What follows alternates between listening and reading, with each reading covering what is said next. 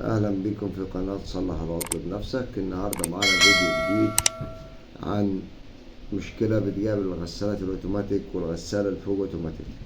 حضرتك اللي في ايدي ده ما يسمى باسم صمام مية، صمام مياه. صمام المية دوت اللي هو بياخد الامر ان هو بيفتح للحنفية فبتنزل مية في الغسالة. يعني الخرطوم بتاعي ده الجزء اللي بيبقى ظاهر من الغسالة بيبقى بالوضع ده، هو ده اللي بيبقى ظاهر فوق الجزء دوت. ده هوريه ليك زي ما هو موضح لحضرتك في الصورة قدامك دلوقتي، الجزء اللي مشار إليه حاليا. طبعا العميل بيقول لي إن الغسالة بتزن وما بتسحبش مية ومش شغالة ومش عاملة أي حاجة. فطبعا الصمام دوت بيشتغل بكهرباء 220.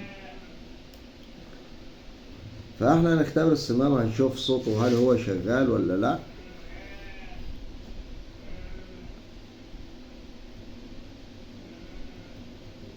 الصمام طبعا شغال، عاطي زنة، مش عارف هي واضحة معاك ولا لا يعني، بس انا هحاول اسمعك الصوت.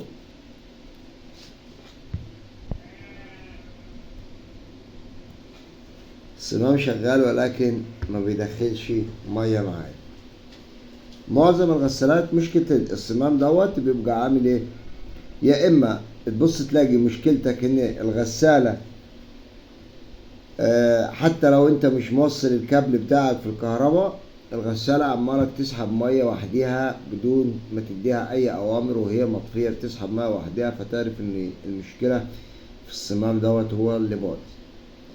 او العكس، انها هي ما تسحبش مية خالص. طبعا الصمام ده شغال معايا بس ما بيسحبش مية. المشكلة اللي في الصمام دوت مشكلة بسيطة جدا. لو احنا نلاحظ مكان الفتحة دي، ده ما يسمى باسم الفلتر. ده في الصمام فلتر. هنسحب الفلتر كده اهو. طبعا في كمية اوساخ رهيبة.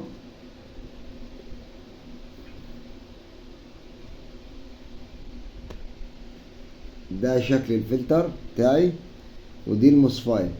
طبعا المصفاية قافلة خالص اهو بالشكل ده زي ما انت شايف اهو. يا رب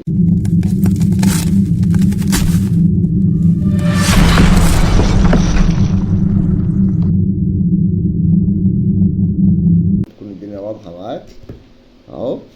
المصفاية قافلة خالص، فعشان كده حتى لو ادى امر دي رواسب من المية اهو بالشكل ده اهو.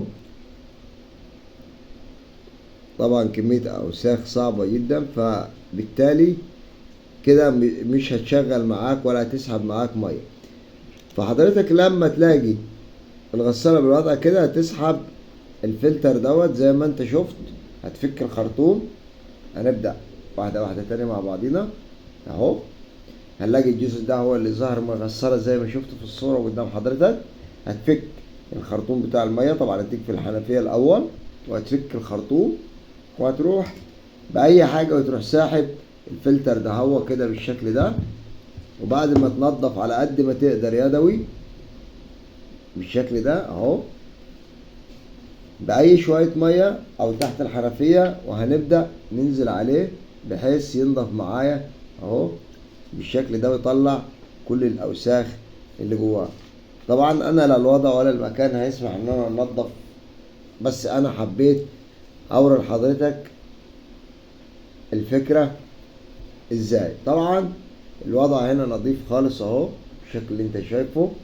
هنبدأ مجرد ما تركب معايا هنا تاني، ركب الفلتر ده تاني عشان الأوساخ ما تسدش معايا تاني، وهتبدأ ترجع تركب. لو حضرتك فكيت هترجع تركب زي ما فكيت، ما فكيتش هتشتغل على نفس الوضع اللي قدام حضرتك كده. هتسحب انت دي وما تفكش الصمام نهائيا. في حالة ان الصمام شغال بيجيب مية على طول، الغسالة حتى وهي مطفية بتعبي مية، ده كده ده باظ. هتستبدل ده على الفور على طول بدون اي نقاش. طبعا في بعض الاحيان هو يعني 80% بيبوظ على الفتح، يعني بيبقى مفتوح فاتح بوابة على طول ومش قافلها، اللي هي المشكلة انك انت بتبص تلاقي الغسالة دايما بتسحب مية وهي طافية من غير ما تشتغل، لان السمام باظ معايا. وبعض الاحيان ان هي بتبقى شغالة لكن ما بتسحبش مية، وده العطل اللي كان مع حضراتكم دلوقتي، واللي هو كانت المصفاية معايا قافلة خالص. فاحنا دايما دي موجودة في اي غسالة اوتوماتيك فوق اوتوماتيك ايا كان نوعها، مع اختلاف الشكل بتاع الهيكل الداخلي، انما الخارجي شكل واحد. وكده احنا نبقى وصلنا لنهاية حلقتنا النهاردة. لو عجبك الفيديو اعمل لايك، وما تنساش لو كنت لسه ما اشتركتش في القناة اشترك في القناة وفعل زر الجرس عشان يوصلك كل جديد. سلام.